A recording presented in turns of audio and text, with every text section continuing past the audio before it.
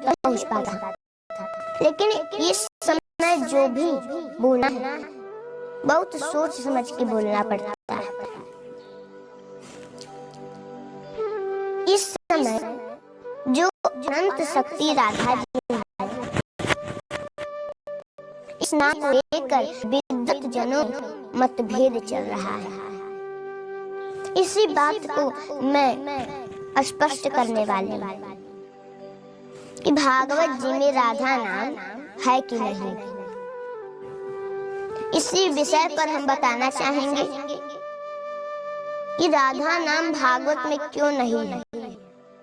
यह विषय अलग है। अब ये बात जो भागवत के मर्मज्ञ नहीं है वो कहते हैं, अरे भागवत में तो राधा नाम भरा पड़ा है।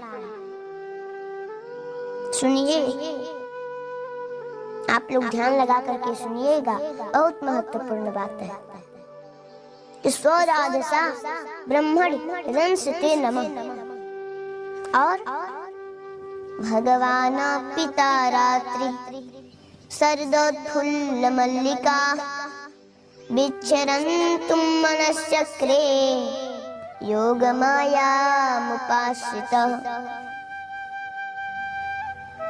भगवान कृष्ण ने स्वयं भगवान होकर भी सब जिनके अंदर परिपूर्ण है उसे हम भगवान कहते हैं, उसे हम लोग भगवान कहते हैं। ऐसे परिपूर्ण सदा आनंद में रहने वाला भगवान पूर्णस्य पूर्णमादाय पूर्णमेवावशिष्यते। वेद कह रहा है पूर्ण से भी पूर्ण, उससे भी ज्यादा पूर्ण, मतलब परिपूर्ण। लेकिन वे भगवान उन रात्रियों को देखकर, शरद काल की रात्रि रमण करने के लिए, महाराज करने के लिए मन बनाया। क्या बनाया? मन बनाया, मतलब स्वयं इच्छा किया। यहाँ योग माया शब्द कहा गया है, मतलब मन तो बनाया लेकिन योग माया से युक्त होकर के मन बनाया। यही योग माया श्री राधा जी है। राधा जी के बहुत से नाम हैं उपनिषदों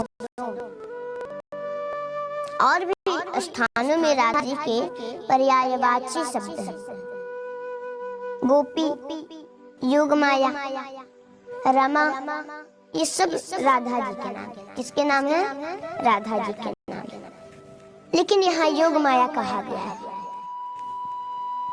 जैसे भगवान के अनंत नाम है भागवत जी, आप लोगों ने सुना होगा। जैसे कहीं नारायण नाम है,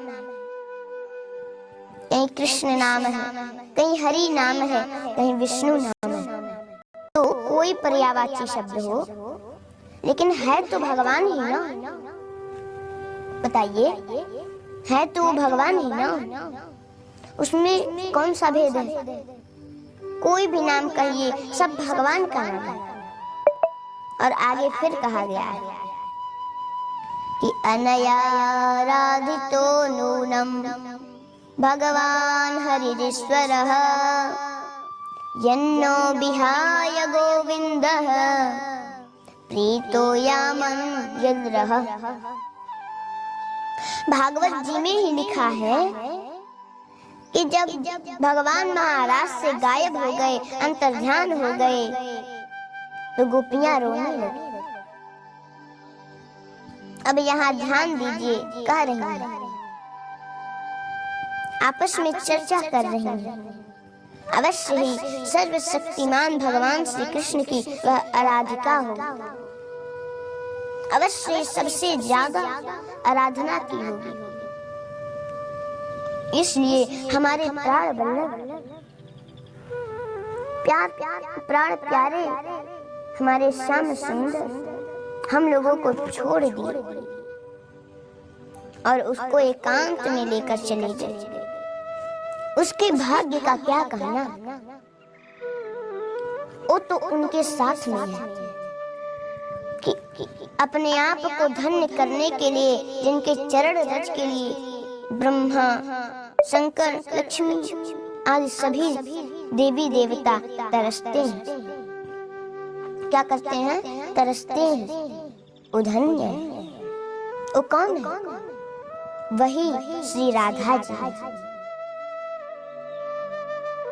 जो भगवान के साथ में है।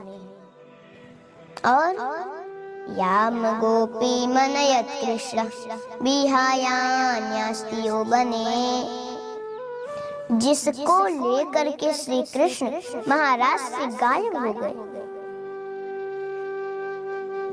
यहाँ शब्द आया है गोपी। कौन सा शब्द आया है? गोपी। यह भी राधा का पर्यायवाची शब्द है, क्योंकि जिनको लेकर भगवान गायब हुए थे वो राधा ही थी। और आगे देखिए, आप लोग और आगे देखिए और ध्यान दीजिए, आप लोग ध्यान दीजिए। इरे में रमेशो ब्रज सुंदरी यथार्भकः स्व प्रतिबिंब बिंब। श्री कृष्ण भगवान ने गोपियों के साथ में ऐसा खेल करते थे जैसे कोई बालक अपनी परछाई के साथ में खेलता है। ये सब गोलोक की गोपियां हैं। यहाँ रमेशा का कोई विष्णु भगवान थोड़ी ही रास करने आए थे कृष्ण बनकर। ये तो पूर्ण ब्रह्म है। कोई विष्णु भगवान थोड़े ही रास करने आए थे कृष्ण बन करके। ये तो पूर्ण ब्रह्म है, परमात्मा है। यदि कोई कहे कि रमेश का मतलब होता है रमा का ईश, रमा माने लक्ष्मी और उनके पति श्री विष्णु, बैकुंठ के स्वामी। लेकिन यहाँ तो श्री कृष्ण महाराज कर रहे हैं और यहाँ रमा राधा जी को ही कहा गया। जो पर्यायवाची शब्द होता है उसको अलग नहीं माना जाता। जैसे हम जल पी रहे हैं, नीर पी रहे हैं, वार पी रहे हैं, सलील पी रहे हैं, कुछ भी कहें, आप कहो जल ही क्यों नहीं पी रहे हैं, ये कोई बात हुई क्या? ये कोई बात हुई? एक शब्द के अनेक पर्यायवाची शब्द होते हैं जिसमें कोई आपत्ति नहीं है। विज्ञाय संदे सहरम रमापति। ध्यान दीजिए, जब उद्धव गोपियों के पास आए तो गोपियां कहती हैं कि रमापति का संदेश लेकर उद्धव जी आए।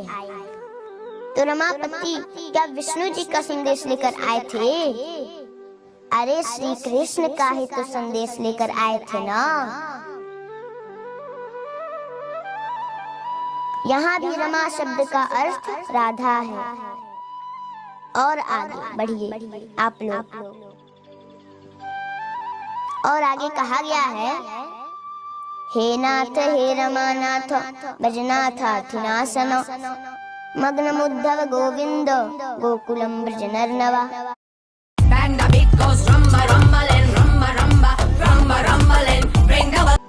ये भी दसम स्कंद के 47वें अध्याय के गोपियां भगवान श्री कृष्ण के वियोग में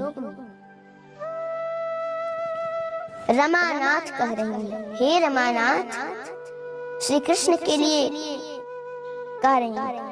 तो क्या वह बैकुंठ के स्वामी विष्णु को बुला रही हैं? हे रमानाथ कृष्ण जी को कह रही हैं। हे रमानाथ कृष्ण के लिए। वो कोई बैकुंठ के स्वामी विष्णु को थोड़ी ही बुला रही है। यदि उनको बुला रही होती तो एक बार महाराज हो रहा था और भगवान जब अलक्षित हो गए, जब अंतर्ध्यान हो गए तो गोपियां रोने लगी। तो भगवान महाविष्णु बनकर आए, 4 भुजा से शंख चक्र गदा पद्म लेकर के। तो गोपियों ने घूंघट काढ़ लिया। गोपियां बोली, आपका परिचय, आप कौन हैं? उन्होंने कहा, मैं भगवान हूँ। आप क्यों आए हैं? गोपियां बोली, आप क्यों आए हैं? अरे तुम लोग रो रही थी ना, इसीलिए मिलने आए। गोपियों ने कहा कि हम लोग तो आपके लिए कभी नहीं रोए। हम लोग जो हैं आपके लिए तो कभी भी नहीं रोए हैं। हम लोग तो आपको पहचानती भी नहीं है। हम क्यों आपके लिए रोएंगे? भला हम क्यों रोएंगे आपके लिए? भगवान ने कहा, अरे भाई, मैं भगवान हूँ।